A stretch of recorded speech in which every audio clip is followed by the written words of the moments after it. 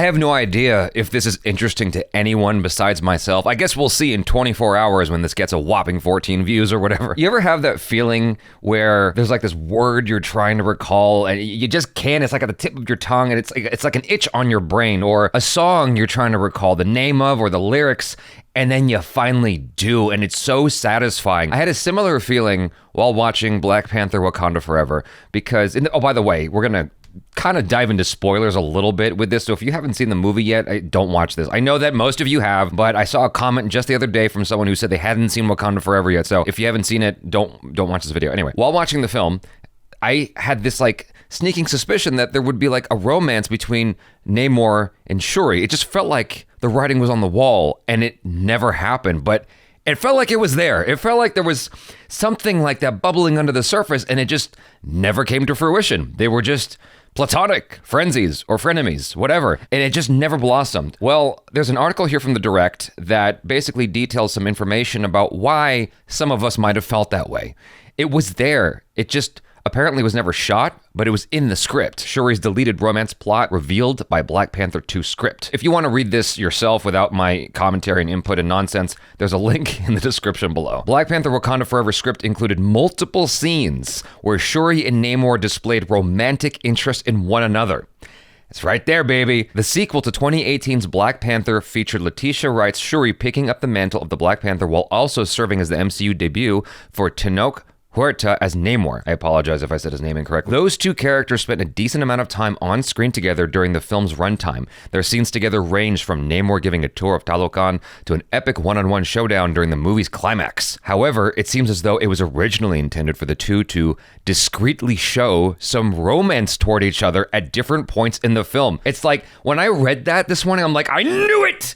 I knew it. You know, that feeling in your gut, like you knew that cut romance between Shuri and Namor. All that being said, you know, before we go any deeper, I think that maybe it was for the best that it didn't go there, given the hurdle, all that the film had to do. It probably made sense to not actually include this in the story. According to the official script for Black Panther Wakanda Forever, multiple scenes throughout the film originally included brief moments of romance between Namor and Shuri. One notable section of the script was from the scene where Namor brings Shuri into his memorabilia hut before taking her into Talokan. The script notes that Shuri smiled at Namor, which charmed him.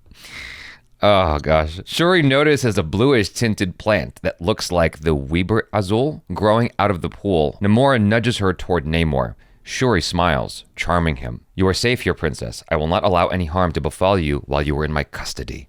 So romantic. In a Stockholm kind of way, you know what I'm saying? Another specific point from that same scene where some romantic undertones were displayed was when Shuri was asking Namor to let Dominique Thorne's Riri Williams come back to Wakanda with her. In the script, Shuri asked Namor to let Riri go and keep her instead, which prompted them to look at each other with an interested gaze.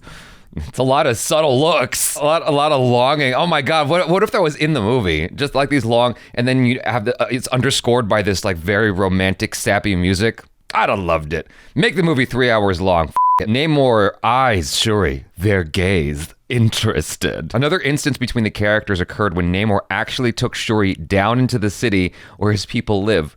After she was awestruck with the beauty of the underwater community, the script stated that Namor was smitten as they swam off.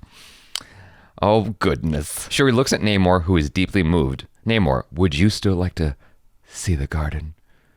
Namor smiles, smitten, and they swim off as Riri watches. As Shuri and Namor return, Riri asks Shuri about their time together.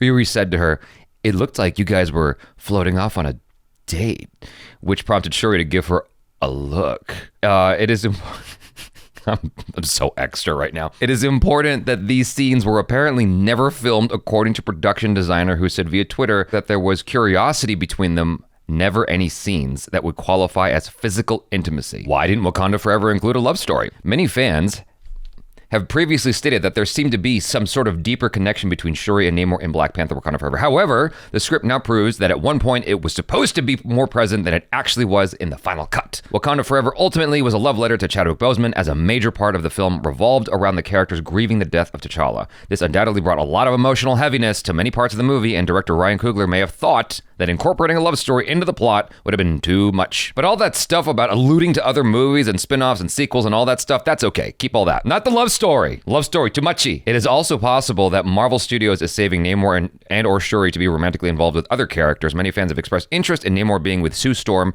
from the Fantastic Four whenever that character gets introduced into the MCU. So, what do y'all think? It was kind of there. He was being so nice and showing her like his private place where he keeps his porn stash. He showed her the entirety of his home that is so precious to him. And she's the enemy. I guess he didn't ever suspect that she was going to be freed. So let's say she agrees to your terms, right? She agrees to allow you to kill Riri Williams.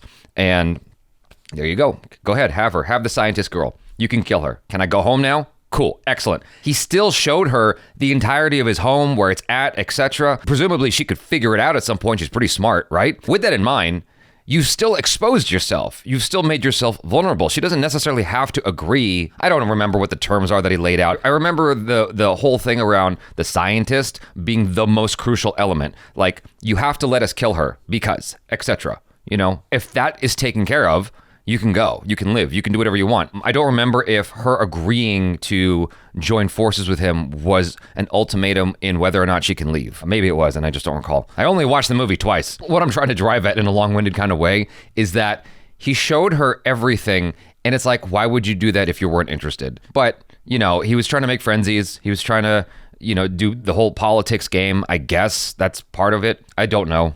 I have no idea, man. There was a love story in there. We all knew it. All of us. Some of us knew that there was supposed to be something in there. It just felt like it was, you know, made for it. I guess it's just because it's so cliche. It's the obvious way to go, but it's inherent to, I wouldn't say all of us. There are asexual people out there, but it's inherent to most of us to just like, you know, we're predisposed towards that romantic thing. It's just natural. So I guess we would naturally see the cliche thing that was originally in the movie, but was taken out because it's too complex.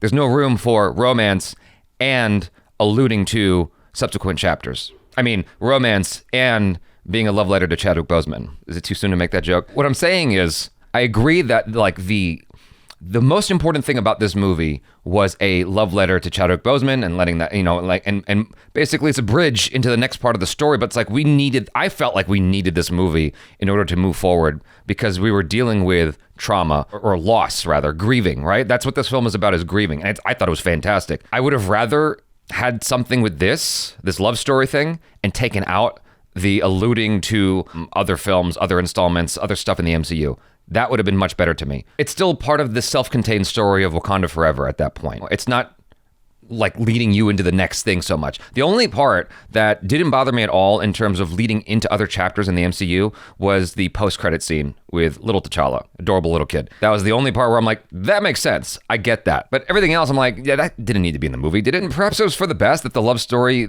you know, hinting wasn't in there at all, because ultimately they do end up having to fight. Reminds me of some relationships that I've been in.